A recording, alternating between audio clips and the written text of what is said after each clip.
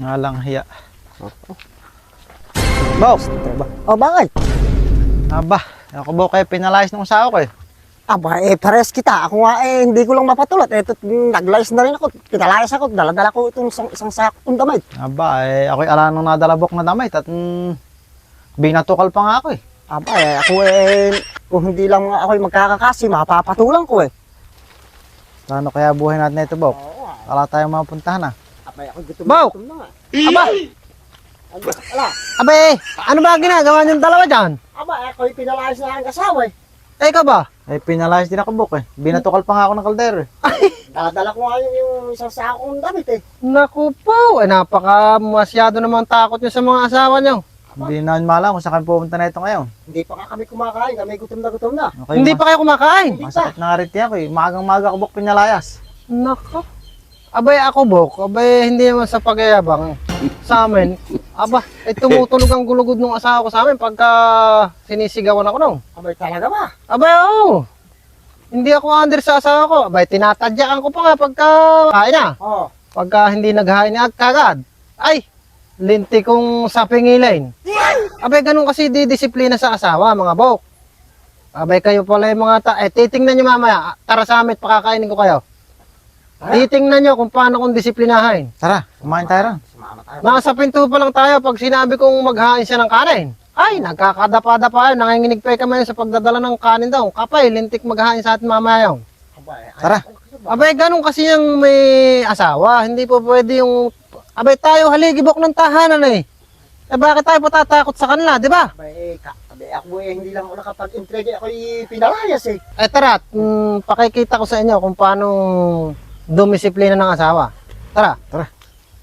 Dini tayo.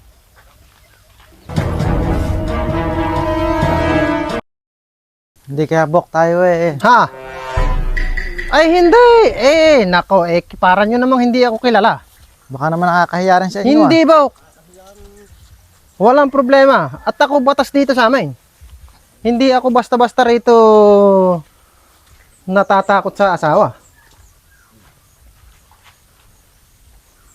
Oy, abay halika rin eh. Ayun, tumulaw eh. Baka matapang, Bok, yung asawa mo ah. Hindi. Ay, ipakikita ko naman sa inyo kapag nagpakita ng masamang asal yung asawa ko, lalaya siya sa hindi oras dito sa bahay namin. May phobia na kami, Bok, sa mga Ala, babae. hali kayo. Oh, Tara, Bok. maupo kayo rin eh, oh. Pambihira yung nangyayari sa buhay nyo na yan, oh. Ilagay mo muna dyan yan. Pasensya ka na, Bok, ano? Abay, ala, yun, oh.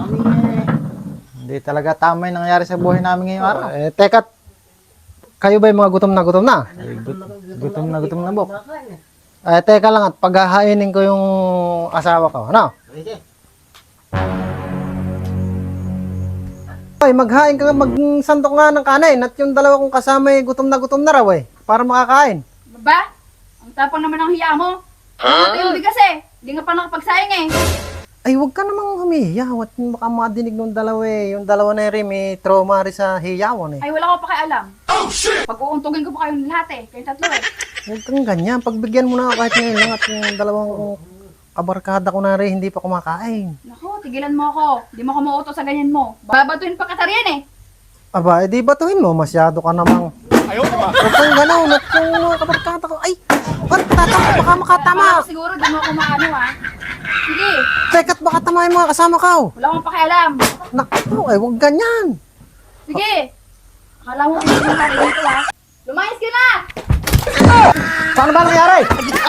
Bak, tumakbo tayo at may dalaw ngayon. Mahirap patulan yan. Takbo! Oh, takbo! Hayaan mo na yung sako! Hayaan mo na yung sako ng damit. Alala!